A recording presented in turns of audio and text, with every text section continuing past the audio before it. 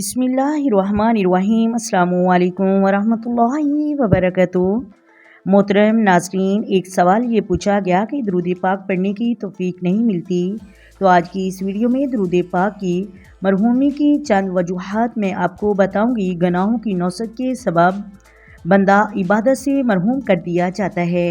اس بات کو آپ ذہن نشین کر لیجئے گا، جب بندہ ایک گناہ کرتا ہے تو اس کے دل پر ایک سیاہ داغ لگ جاتا ہے، پھر یوں بندہ گناہوں کو بڑھاتا جاتا ہے تو اس کے دل پر سیاہ داغ بڑھنا شروع ہو جاتے ہیں، اور پھر ایک وقت آتا ہے کہ گناہوں کی نوسط کے اسباب دل سیاہ ہو جاتا ہے، زنگ آلودہ ہو جاتا ہے۔ یہ وہ وقت ہوتا ہے کہ ہر طرح کی نیکی اور بھلائی کے کام سے محروم کر دیا جاتا ہے۔ یہ خشوع و خضوع کا نہ ملنا یہ گناہوں کی نوسط کی سبب ہے۔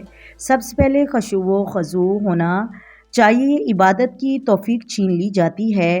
حضرت حسن بصری رضی اللہ تعالی عنہ سے روایت ہے کہ ایک مرتبہ میرے ساتھ ایسا ہوا کہ 6 ماہ تک مسلسل میں تہجد کی نعمت سے محروم کر دیا گیا، اور فرماتے ہیں کہ اس کا سبب یہ تھا کہ ایک مرتبہ ایک بندہ رو رہا تھا تو میں نے گمان کیا کہ شاید یہ ریاکاری کر رہا ہے۔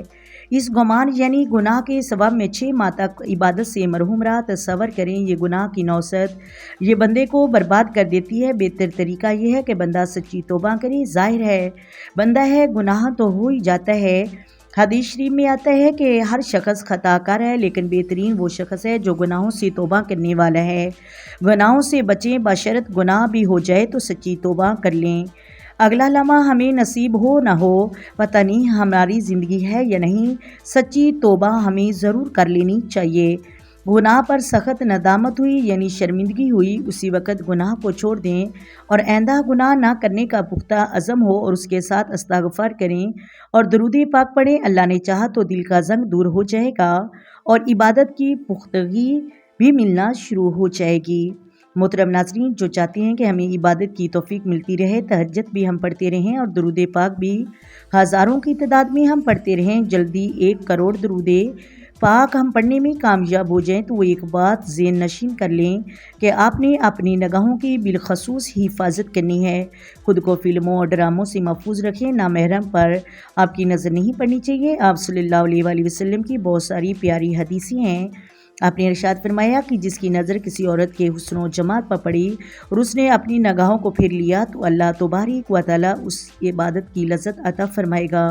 سبحان اللہ۔ آپ گناہوں کی حفاظت کر کے تو دیکھیں، ایسا خشوع و خضوع نصیب ہوگا کہ آپ حیران رہ جائیں گے اور عبادت کی توفیق بھی ملے گی، اور ساتھ ساتھ بندہ دعا بھی کرتا رہتا ہے، دعائیں تقدیریں بدل دیتا ہے۔